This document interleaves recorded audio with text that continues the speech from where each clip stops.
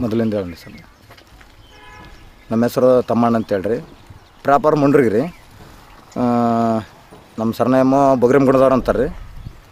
ಈಗ ನಮ್ಮ ಮನೆಯಲ್ಲಿ 3 ಮಕ್ಕಳು, ಗಂಡ ಹೆಂಡತಿ 5 ಜನ ಇವೆ ಸರ್. ಈಗ 3.5 ಎಕರೆ ನಮ್ಮದು ಜಮೀನಿದೆ ಸರ್.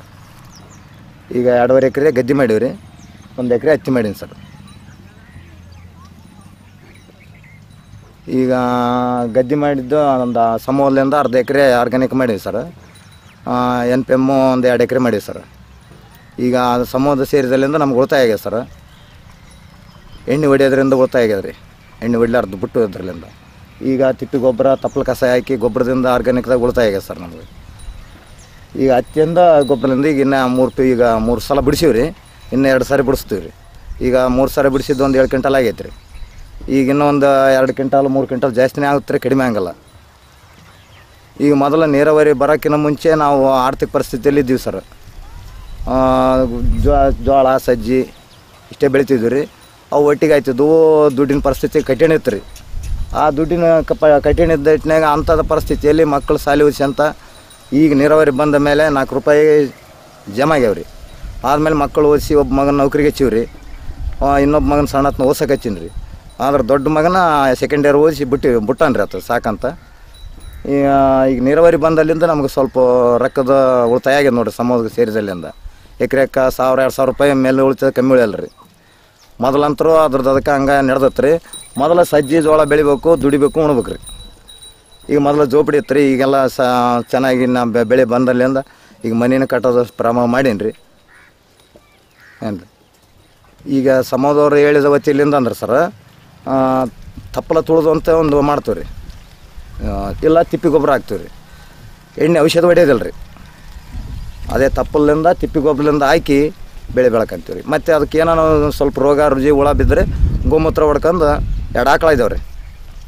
ಅವೇ ಗೋಮೂತ್ರ ಹೊಡೆದು ಸಿಂಪಡಣೆ ಮಾಡಿ ನಾವು ಬೆಳಿತೀವಿ ರೀ. ಮತ್ತು ಬೇಕಾದ್ರೆ ಪೂರ್ತಿ ಇದಲ್ಲ ದಾಮಿ ಪಾಮಿ ಬಂದರೆ ಅಲ್ಲ ಪೇಸ್ಟ್ ಅಂತೇಳಿ ಮಾಡ್ತೀವಿ ರೀ. ಅಲ್ಲ ಪೇಸ್ಟ್ ಹೊಡ್ತೀವಿ ರೀ. ಇಲ್ಲಾಂದ್ರೆ ಪೂರ್ತಿ ತಪ್ಪಲ ಕಸ ಅಂತೇಳಿ ನಾವು ಸ್ವಂತ ನಾವೇ ಮಾಡ್ಕೊಂತೀವಿ ರೀ. ಹತ್ತಿ ಯಾವಾಗಲಿಂದ ಹಾಕೊಳ್ಳೋಕೆ ಶುರು ಮಾಡಿದ್ದೀರಾ? ಮತ್ತು ಹತ್ತಿ ಯಾಕೆ ಹಾಕಿದ್ದೀರಾ ಈ ಕಡೆ? ಹತ್ತಿ ನೋಡ್ರಿ, ಈಗ ನೀರಾವರಿ ಬಂದ ಮೇಲೆ ಹತ್ತಿ ಹಾಕಕ್ಕೆ ಶುರು ಮಾಡೀವಿ ರೀ ಸರ್. ಮೊದಲೇನು ಹತ್ತಿ ಹಾಕ್ತಿದ್ದಿಲ್ಲ ರೀ. ಸಜ್ಜಿ ಜೋಳ ಇದನ್ನೇ ಮಾಡ್ತಿದ್ವಿ ರೀ. ಮತ್ತು ಅದು ನೀರಾವರಿ ಬಂದ ಮೇಲೇ ಈಗ ನಾವು ಅದು ಬೆಳೆಯೋದಕ್ಕೆ ಉಣೋದಕ್ಕೆ ಶುರು ಆಗಿತ್ತು ರೀ. ಅದು ಆವಾಗ ದುಡ್ಡಿಂದು ಪರಿಸ್ಥಿತಿ ಕಠಿಣ ಇತ್ತು ರೀ. ದುಡ್ದು ಬದುಕಬೇಕು. ಸಂತಿ ಪ್ಯಾಟಿ ಬಟ್ಟೆ ಬರೀಕೆ ಯಾರಾದಕ್ಕೆ ಹೋಗ್ಬೇಕು, ಎಲ್ಲ ಮನೇನ ಜೋಳ ಮಾರಬೇಕು, ಈ ಥರ ಇತ್ತು ರೀ. ಈಗೇನಾದ್ರೆ ಈಗ ದುಡ್ಡು ಬರುತ್ತೆ. ಹತ್ತಿ ಮಾರಿದ್ರೆ ದುಡ್ಡು ಬರುತ್ತೆ, ಭತ್ತ ಮಾರಿದ್ರೆ ದುಡ್ಡು ಬರುತ್ತೆ. ದುಡ್ಡು ನೀರಾವರಿ ಬಂದ ಮೇಲೆ ಸ್ವಲ್ಪ ಇಂಪ್ರೂವ್ ಆಗಿ ನೋಡ್ರಿ.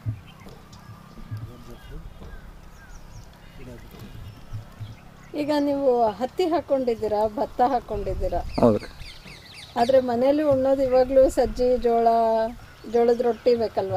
ಬೇಕು ಸರ್, ಬೇಕು ಸರ್. ಹಾಗಾಗಿ ನಿಮ್ಮ ಇದು ಆಹಾರದ ವ್ಯವಸ್ಥೆ ಬದಲಾಗಿದೆ ಅಂತ ಅದನ್ನು ನೀವು ಹೇಗೆ ಇದು ಮಾಡ್ತಾ ಇದ್ದೀರಾ? ಈಗ ಹೋದ ವರ್ಷ ಜೋಳ ಹಾಕಿದ್ದೀವಿ ಸರ್, ಇದು ಹತ್ತಿ. ಈ ವರ್ಷ ಹತ್ತಿ ಹಾಕಿವಿ ಸರ್. ಮತ್ತು ನೆಕ್ಸ್ಟ್ ಪೀಕ್ ಜೋಳ ಸಜ್ಜಿ ಮಾಡ್ಕೊಂತೀವಿ ರೀ. ಹತ್ತಿನ ಮಾರಾಟ ಮಾಡ್ತೀರಲ್ಲ? ಮಾರಾಟ ಮಾಡ್ತೀವಿ. ಮಾರಾಟ ಮಾಡೋದ್ರ ಬಗ್ಗೆ ವಿವರ ಹೇಳಿ. ಅಂದರೆ ಎಲ್ಲಿ ಮಾರ್ತೀರಾ? ಅದನ್ನು ಎಲ್ಲ ಪೀಕ್ ಬರೋವರೆಗೂ ಇಟ್ಕೊಂಡು ಮಾರ್ತೀರಾ ಅಥವಾ ಮತ್ತೆ ಇದರಲ್ಲಿ ಮಾರ್ತೀರಾ? ಅಥವಾ ಯಾವ ಥರ ನಿಮಗೆ ಅದರ ಸಮಸ್ಯೆಗಳಿದೆ? ಈಗ ಇದನ್ನು ಮಾರ್ಕೆಟಿಗೆ ತೊಗೊಂಡು ಹೋಗಿ ಮಾರಿ ಅದಕ್ಕೆ ಸರಿಯಾಗಿ ಬೆಲೆ ಬಂದಿಲ್ಲ ಅನ್ನೋ ಥರ ಯಾವುದಾದ್ರೂ ಅನಿಸಿರೋದ್ರ ಬಗ್ಗೆ ವಿವರವಾಗಿ ಹೇಳಿ. ಇಲ್ಲ ಸರ್, ಬೆಳೆ ಬರೋದೇನ ಬೆಲೆ ಏನೋ ಸರ್. ಅಲ್ಲಿ ಹೋದ ವೇಳೆ ಅಲ್ಲಿ ಏನು ಮಾರ್ಕೆಟ್ ರೇಟ್ ಇರ್ತದೆ ಆ ಮಾರ್ಕೆಟ್ ರೇಟಿಗೆ ಕೊಡ್ತೀವಿ, ಬರ್ತೀವಿ ಸರ್. ಈಗ ನಾವೊಬ್ರು ಏನು ಮಾಡೋಕ್ಕಾಗಲ್ಲ ರೀ. ಅಲ್ಲಿ ಏನು 4 ಜನ ಹೆಂಗೆ ಇರ್ತಾರೆ, ರೇಟ್ ಏನಿರುತ್ತೆ ಆ ರೇಟಿಗೆ ಕೊಡೋದು ಬರೋದು ಸರ್. ನಾವು ಸ್ಟಾಕ್ ಅಂತೂ ಮಾಡಲ್ಲ ಸರ್. ಜಾಗ ಅನುಕೂಲದ ಇದ್ದಷ್ಟು ಹತ್ತಿನ ಯಾವಾಗ ಮಾಡಿದ್ದು ತೊಗೊಂಡು ಹೋಗೋದು. ಒಂದು 2 ಸಾರಿ ಬಿಡಿಸಿದ್ದು ಒಂದು ಸಾರಿ ಬಿಡಿಸಿದ್ದು ಒಂದು ಸಾರಿ ಅಂತ ತಗೊಂಡೋಗಿ ಮಾರಾಟ ಮಾಡ್ಕೊಂಡು ಬರ್ತೀವಿ ಸರ್. ಈಗ ನೀವು ಆರ್ಗ್ಯಾನಿಕ್ ಅರ್ಧ ಎಕರೆನಲ್ಲಿ ಹಾಕಿದ್ದೀರಲ್ಲ, ಅದು ಚೆನ್ನಾಗಿ ಪೀಕ್ ಬರ್ತಾ? ಚೆನ್ನಾಗಿ ಬರ್ತದೆ ಸರ್, ಚೆನ್ನಾಗಿ ಬರ್ತದೆ. ಅದರ ಬಗ್ಗೆ ಮಾರಾಟದ ಬಗ್ಗೆ ನಿಮ್ಮ ಈಗಿನ ವ್ಯವಸ್ಥೆ ಏನಿದೆ? ಈಗಿನ ವ್ಯವಸ್ಥೆ ಏನು ಮತ್ತು ಮಾರ್ಕೆಟ್ ರೇಟ್ ಏನದ ಆ ರೇಟ್ ಅಲ್ರಿ. ಆದ್ರೆ ಅವ್ನು ನಾವು ಕೊಡಲ್ಲ ಸರ್.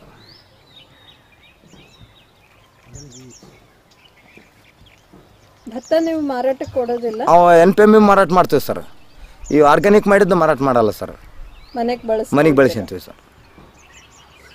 ನೀವು ಮಾರಾಟ ಮಾಡೋದ್ರ ಬಗ್ಗೆ ಆಲೋಚನೆ ಮಾಡಿದ್ದೀರಾ ಅಥವಾ ನಿಮಗೆ ಇದು ಮನೆಗೆ ಸಾಕಾಗುವಷ್ಟು ಮಾತ್ರ ಬೆಳೆ ಬರ್ತಾ ಇದೆ? ಈಗ ಮೊದಲಿಂದ ಇಷ್ಟು ಮಾಡ್ರಿ, ಮುಂದೆ ಮಾಡ್ಕೊಂಡು ಹೋದ್ರೆ ಅನುಕೂಲ ಆಗುತ್ತಾ, ನಿಮ್ಮ ಭೂಮಿ ಉಳಿತಾ, ದನಕರ ಪರಿಸರ ಎಲ್ಲ ಚೆನ್ನಾಗಿರುತ್ತಾ, ನಿಮ್ಮ ಆರೋಗ್ಯ ಚೆನ್ನಾಗಿರುತ್ತೆ ಅಂತ ಒಂದು ರೀತಿಯಿಂದ ಅವರು ICC ಮೀಟಿಂಗ್ 15 ದಿವ್ಸಕ್ಕೊಮ್ಮೆ, ತಿಂಗಳಿಗೊಮ್ಮೆ ಮೀಟಿಂಗ್ ಕರೀತಾರೆ. 15 ದಿವ್ಸಕ್ಕೊಮ್ಮೆ ICC ಮೀಟಿಂಗ್ ಮಾಡ್ತೀವಿ ರೀ. ಆ ಥರ ಒಂದು ಈಗ ನಮ್ಮೂರಲ್ಲಿ 13 ಜನ ಇದ್ದಾರೆ ರೀ. 13 ಜನದಲ್ಲಿ ಎಲ್ಲರೂ ಈಗ 13 ಜನ ನಾವು ರೈತರು ಅದೇ ಥರ NPM ಮಾಡ್ಕೊಂಡು ಹೊಂಟೀವಿ ರೀ. ಆದ್ರೆ ನಾನು ಒಂದು ಆರ್ಗ್ಯಾನಿಕ್ ಮಾಡೀನಿ ಸರ್. ಈಗ 3 ಜನ ಹಚ್ಚಿವ್ರಿ ಈಗ ಬೇಸಿಗೆ. ಉಳಿದ ನೀರಿನ ಅಭಾವದಿಂದ ಹಚ್ಚಿಲ್ಲ ರೀ ಯಾರು, ನಾವು 3 ಜನ ಹಚ್ಚಿವ್ರಿ. ಆದ್ರೆ ಇವು ನಾವು ಆರ್ಗ್ಯಾನಿಕ್ ಮಾಡಿದ್ದು ನಮ್ಮ ಮನೆಗೆ ತಗೊಂಡ್ಬಿಡ್ತೀವಿ. ಈಗ ನೀವು 3 ಜನ ಮಾಡ್ತಾ ಇದ್ದೀರಾ ಅಂತ ಹೇಳಿದ್ರಲ್ಲ ಆರ್ಗ್ಯಾನಿಕ್, ಅದು 3 ಜನಕ್ಕೂ ನಿಮಗೆ ನೀರಾವರಿ ಅನುಕೂಲ ಇದೆಯಾ? ಅನುಕೂಲ ಏನು ಸರ್, ಬೋರು ಹಳ್ಳ ಇದ್ದವ್ರು ಮಾಡ್ಕೊಂಡಿವಿ ರೀ. ಈಗ ನಮ್ಮ ಬೋರ್ ಇದೆ, ನಾವು ಬೋರಿಗೆ ಮಾಡ್ಕೊಂಡಿವಿ ರೀ. ನೀರಿನ ಅನಾನುಕೂಲ, ಈಗ ನೀರು ಬಂದ ಸರ ಇನ್ನೊಂದು 4 ದಿನ ಕಟ್ಟಾಗಿಬಿಡುತ್ತೆ ರೀ. ಆವಾಗ ತೊಂದರೆ ಆಗುತ್ತೆ, ಬೆಳೆ ಒಣಗಿ ಹೋಗುತ್ತೆ. ಆ ದಶೆಯಿಂದ ಈಗ ನೀರು ಅನುಕೂಲ ಇದ್ದವ್ರು ಮಾತ್ರ ಮಾಡ್ಕೊಂಡಿವಿ ರೀ.